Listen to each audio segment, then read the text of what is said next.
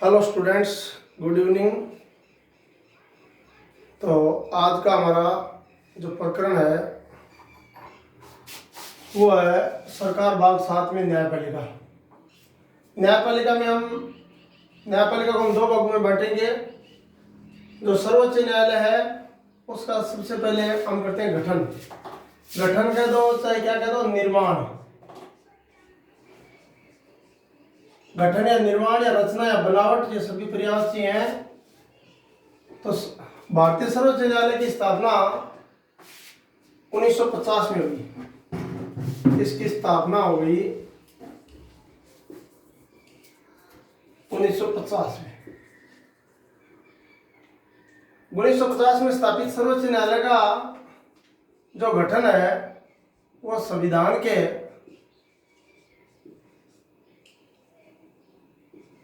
अनुच्छेद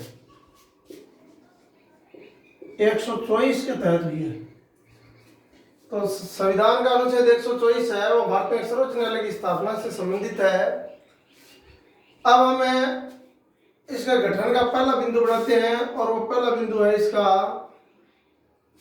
सर्वोच्च न्यायालय में न्यायाधीशों की संख्या। न्यायाधीशों की संख्या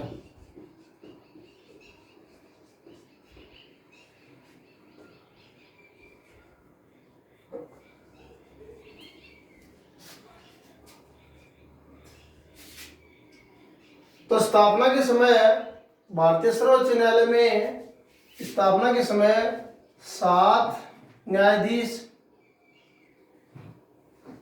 प्लस 1 मुख्य न्यायाधीश। कितने न्यायाधीश हो गए? 8। 7 न्यायाधीश थे और 1 था मुख्य न्यायाधीश। समय समय पर संसद है वो न्यायाधीशों की संख्या बढ़ा सकती है, यानी न्यायाधीशों की संख्या बढ़ाना, उनका क्षेत्राधिकार, उनको दिए जाने वाले वेतन भत्ते आदि सब में परिवर्तन का अधिकार भारतीय संसद को दिया गया है।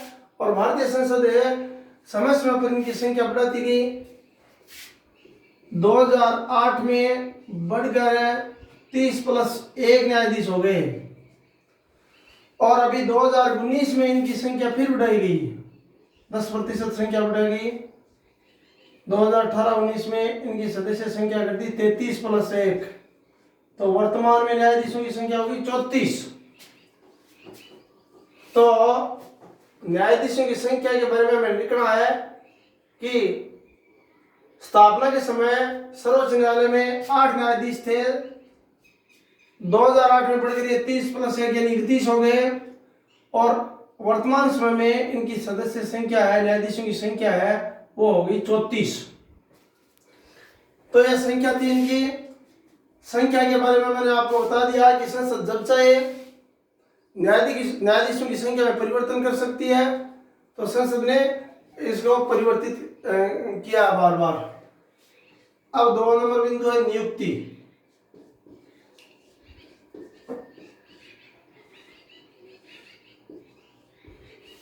सर्वोच्च न्यायालय के न्यायाधीशों की नियुक्ति कौन करेगा?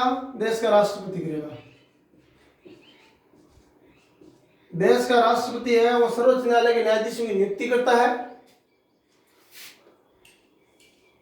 अब इसमें एक नई व्यवस्था आजकल आई है जिसका नाम है कॉलेजियम प्रणाली। कॉलेजियम प्रणाली। कॉलेजियम प्रणाली के तहत अब सर्वोच्च न्यायालय एवं उच्च न्यायालय के न्यायाधीशों की नियुक्ति सर्वोच्च न्यायालय के मुख्य न्यायाधीश एवं अन्य 4 न्यायाधीशों की एक समिति है, वो राष्ट्रपति को न्यायाधीशों की नियुक्ति के संबंध में क्या देगी? परामर्श देगी, और उसी के आधार पर देश का राष्ट्रपति है वो न्यायाधीशों की नियुक्ति करेगा। तो ये कॉलेजियम प्रणाली आपको याद रखनी है। राष्ट्रपति सर्वोच्च न्यायालय के न्यायाधीशों की नियुक्ति करता है, और कॉलेजियम प्रणाली के अंतर्गत आजकल है नियुक्ति में सर्वोच्च न्यायालय के मुख्य न्यायाधीश तथा अन्य 4 वरिष्ठ न्यायाधीशों की जो समिति है वो राष्ट्रपति को जिन न्यायाधीशों को नियुक्त करने का प्रतिवेदन देगी, उनको ही राष्ट्रपति है वो न्यायाधीश नियुक्त करेगा। अब इनकी नियुक्ति के पश्चात सर्वोच्च न्यायालय का जो गठन है उसका पॉइंट बनता अगला कार्यकाल।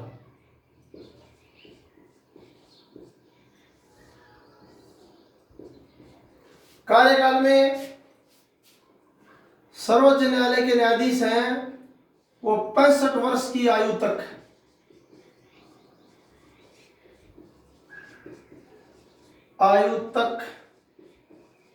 अपने पद पर बने रह सकते हैं, पद पर बने रह सकते हैं।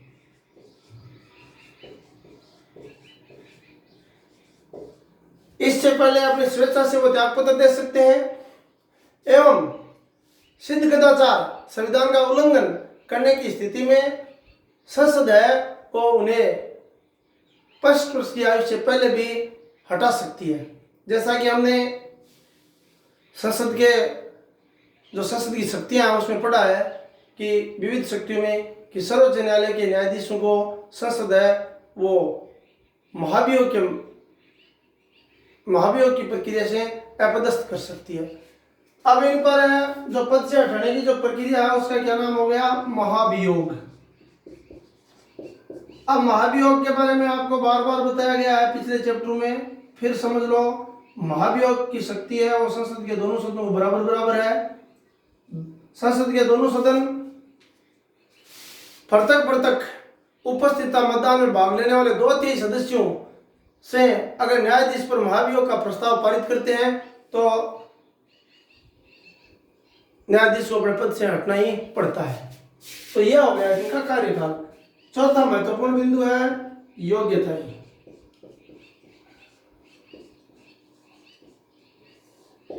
सर्वोच्च न्यायालय के न्यायाधीशों के लिए जो योग्यताएं निर्धारित की हैं, जो पहली तो सबकी समान ही है, वह है भारत का नागरिक होना चाहिए।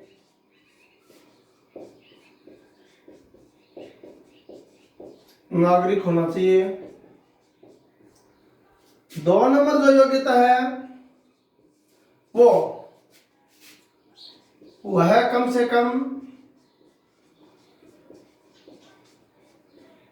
5 वर्ष तक। वह कम से कम कितने वर्ष तक है? 5 वर्ष तक देश के किसी भी उच्च न्यायालय में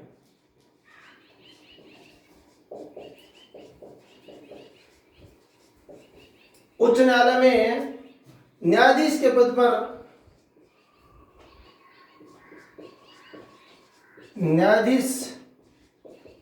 के पद पर काम कर चुका हो।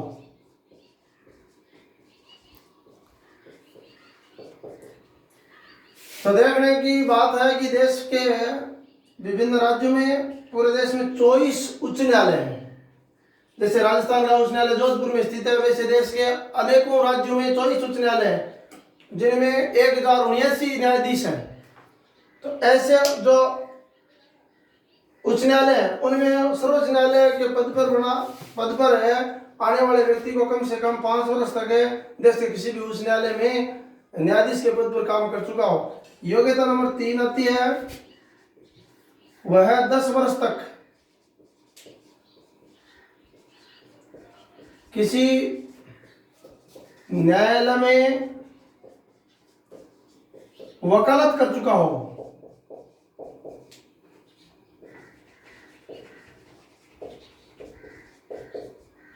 और 10 वर्ष तक वो एडवोकेट के रूप में देश के किसी भी न्यायालय में वकालत कर चुका हो। और चौथी योग्यता है वह राष्ट्रपति की दृष्टि में कानून का उच्च ज्ञाता हो। तो इस प्रकार सर्वोच्च न्यायालय के न्यायाधीशों के लिए जो योग्यताएं हैं वह भारत का नागरिक हो, वह किसी उच्च न्यायालय में अथवा 2 या 2 से अधिक न्यायालयों में लगातार कम से कम 5 वर्ष तक क्या रह चुका हो, न्यायाधीश के पद पर रह चुका हो। फिर अगली बिंदु पर ये हमने देखा है कि यह किसी उच्च न्यायालय या न्यायालय में लगातार क्या कर चुका हो, अधिवक्ता यानी एडवोकेट के रूप में काम कर चुका हो और राष्ट्रपति की दृष्टि में वह कानून का उच्च ज्ञाता हो। अगला है वेतन भत्ते। 5वां सर्वोच्च न्यायालय के न्यायाधीशों को दिया जाने वाला वेतन भत्ता। सर्वोच्च न्यायालय के न्यायाधीशों को दिया जाने वाला वेतन भत्ता है वो देश की सिंचित नीति पर भारित होता है।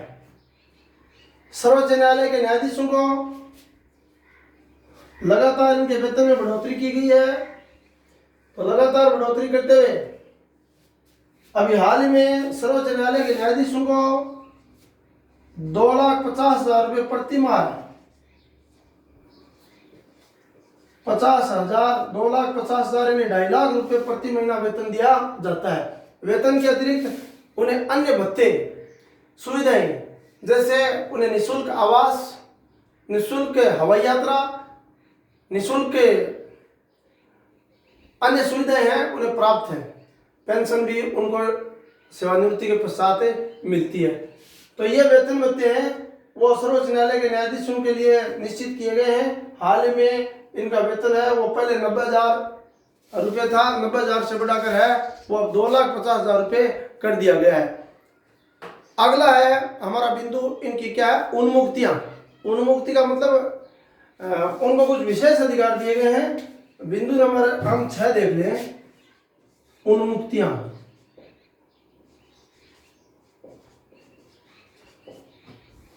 सर्वोच्च न्यायालय के न्यायाधीशों को आलोचना से मुक्त रखा गया है। उनकी आलोचना नहीं की जा सकती। सर्वोच्च न्यायालय द्वारा दिए गए निर्णयों की सार्वजनिक तौर पर निंदा नहीं की जा सकती। आलोचना से उन्हें क्या रखा गया है, यानी मुक्त रखा गया है। अब हम बिंदु नंबर अगला बनाते हैं 7 नंबर बिंदु। और जो 7 नंबर बिंदु है हमारा वो होगा न्यायालय का मुख्य स्थान। तो न्यायालय का मुख्य स्थान है सर्वोच्च न्यायालय दिल्ली में स्थित है। तो न्यायालय का जो मुख्य स्थान है वो देश की राजधानी नई दिल्ली है। तो अपना अगला जो बिंदु यानी सर्वोच्च न्यायालय के जो न्यायाधीश हैं उन न्यायाधीशों को जो भी मुख्य स्थान के रूप में 7वां जो बिंदु हमारा था वो है न्यायालय का मुख्य स्थान। न्यायालय का मुख्य स्थान, मुख्य स्थान कहाँ है, नई दिल्ली। नई दिल्ली में सर्वोच्च न्यायालय का हमारा जो सर्वोच्च न्यायालय वो नई दिल्ली में स्थित है। अंतिम बिंदु है गठन का। न्यायाधीशों पर कुछ क्या लगाए गए हैं, प्रतिबंध। न्यायाधीशों पर कुछ प्रतिबंध भी हैं। उन प्रतिबंधों में पहला प्रतिबंध यह है कि सर्वोच्च न्यायालय के जो न्यायाधीश हैं वो सेवानिवृत्ति के पश्चात किसी भी उच्च न्यायालय में या सर्वोच्च न्यायालय में वकालत नहीं कर सकते। यह सबसे बड़ा प्रतिबंध है उन पर कि वो किसी भी न्यायालय में या किसी भी अन्य न्यायाधीश के सामने एडवोकेट के रूप में कार्य नहीं कर सकते। अगर वो एडवोकेट के रूप में कार्य करेंगे तो इस पद की गरिमा को ठेस पहुंचेगी। अब इसकी थोड़ी सी संरचना और देख लें, अपने बिंदु बनाकर देख लें या ऐसे देख लें। तो 9 नंबर बिंदु और बना लेते हैं, न्यायालय की, सर्वोच्च न्यायालय की संरचना। अब संरचना में देखो किस रूप में है, पिरामिड रूप में है। पिरामिड रूपी है। देखो पिरामिड रूपी कैसे है, देश में इस पिरामिड में सर्वोच्च स्थान पर कौन सा है, जिस न्यायालय का हम गठन कर रहे हैं वो सर्वोच्च न्यायालय है। फिर 2 नंबर पर राज्य में क्या है, राज्य में हो गया क्या, उच्च न्यायालय।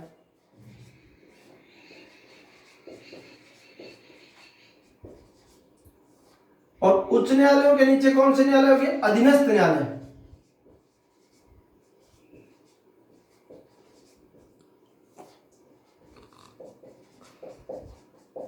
अधीनस्थ न्यायालय भी 2 रूपों में है। नंबर फर्स्ट है जिला न्यायालय।